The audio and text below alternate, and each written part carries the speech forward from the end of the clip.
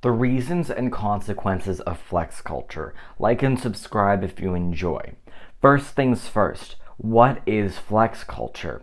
Flex culture is a new trend where people buy expensive, useless items like cars, vacations, homes, and so much more to show off to other people either on social media or their family and friends in person. The majority of what people buy when they're single is used to show off. The sad part about flex culture is that when people buy designer, they are trying to impress people who really don't care about them. The main reason why flex culture is so damaging is because of how much money people spend participating in it. How and why do so many people spend a lot of money? Well, it's because people are influenced by social media and friends being told that they have to buy expensive items to get one step closer to being rich. And that just increases the overconsumption of these designer brands that we really don't need. 1. Influence. Influence plays such a large role in flex culture.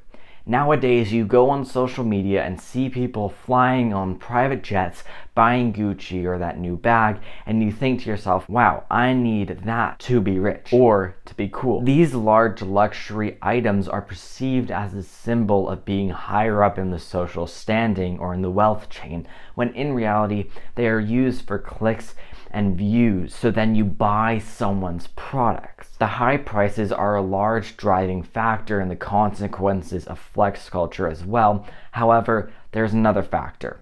The reason why so many people fall into this trap, so many social media influencers are partnering with these brands because the payouts are huge, not because they endorse them personally or they use them on a daily basis. That's why there are so many people online with designer clothing.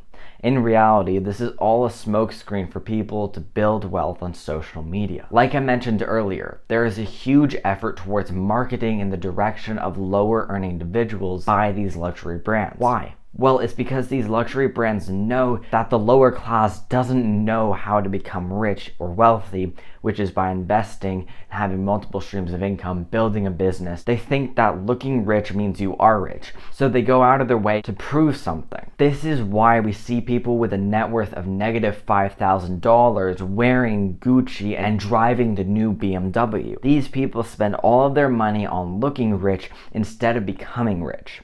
People who buy expensive things to flex will always be poor because they are putting everything they have towards looking rich.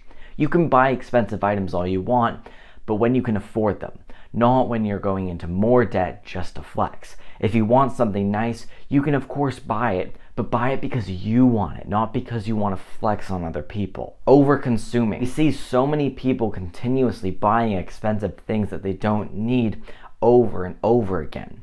This is both environmentally harmful and just wasteful in general. Why do they do this?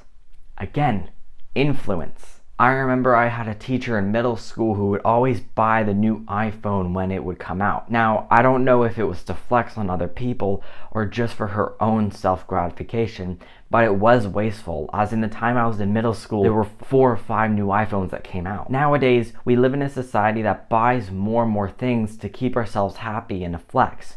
This is not healthy, and it's not getting any better because flex culture's strength and popularity is just increasing. Flex culture also affects people's mental health too. When we see people on social media and at our job showing off their new designer and their new cars, we feel upset because we can't afford it. In reality, on social media, people usually rent many cars and private jets while people at our jobs go into debt to get their designer.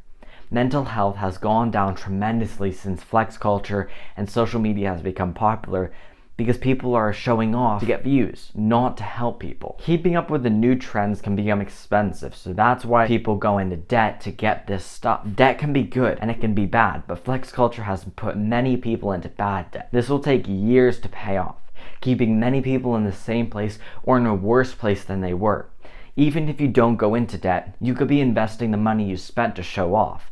For example, buying a $2,000 Gucci bag instead of investing is not just setting yourself back $2,000, but it may be setting you back $50,000 if you invested and let that grow for 30 years. Don't fall into the trap of flex culture.